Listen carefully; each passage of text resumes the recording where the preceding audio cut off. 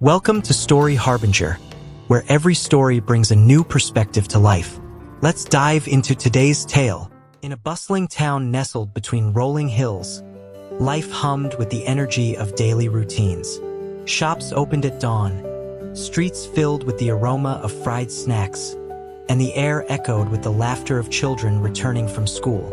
Among the townsfolk was a man named Ravi, a humble tea seller who ran a small stall at the corner of the main market. Ravi's stall wasn't just a place for chai. It was a meeting point where people discussed everything from politics to personal problems. Despite his modest income, Ravi always had a kind word for everyone. Yet, no one knew much about his life outside the stall, except that he lived alone in a crumbling house at the edge of the town. What set Ravi apart was his compassion. If a beggar passed by, Ravi would offer a cup of tea. If a student couldn't afford to pay, he would smile and wave it off. However, life wasn't kind to Ravi in return. The landlord threatened eviction every month, and he often skipped meals to save money. Still, he never complained. One rainy evening, Ravi noticed a little boy huddled under a bus stop near his stall.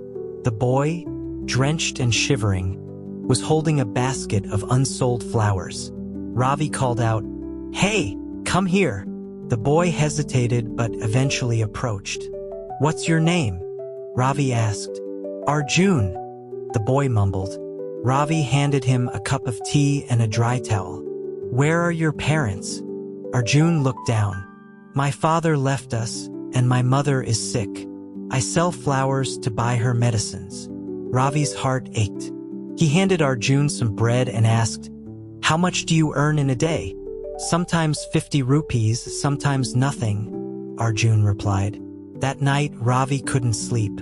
He thought about Arjun and his sick mother. He had been in the boy's shoes once, hungry, hopeless, and scared. Ravi knew he couldn't change the world, but he could change one person's world. The next morning, Ravi invited Arjun to help at his tea stall.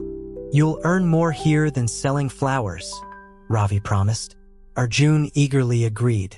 Soon, the boy became a regular at the stall, learning how to brew tea, handle customers, and manage money. As days turned into weeks, Ravi's small act of kindness began to ripple through the community. Customers noticed the boy's presence and started tipping generously.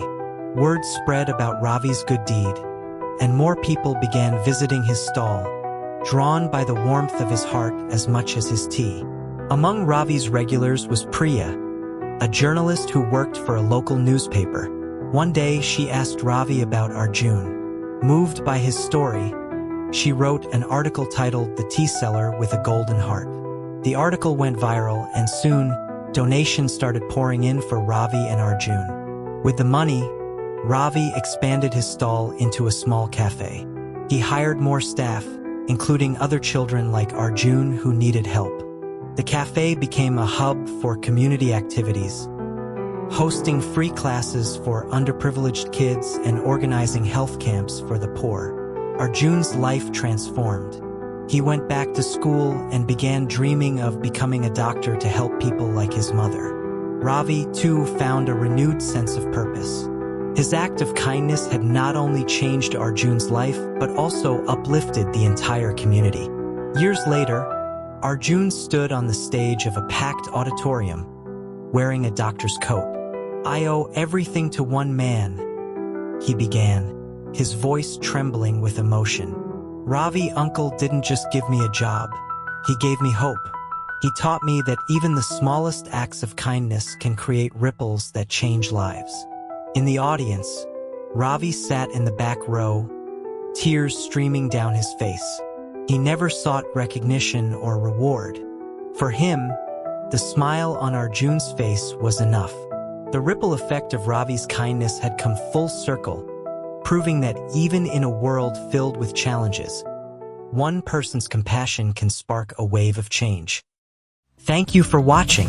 For more inspiring and heartwarming stories, don't forget to like, share, and subscribe to Story Harbinger. See you in the next tale.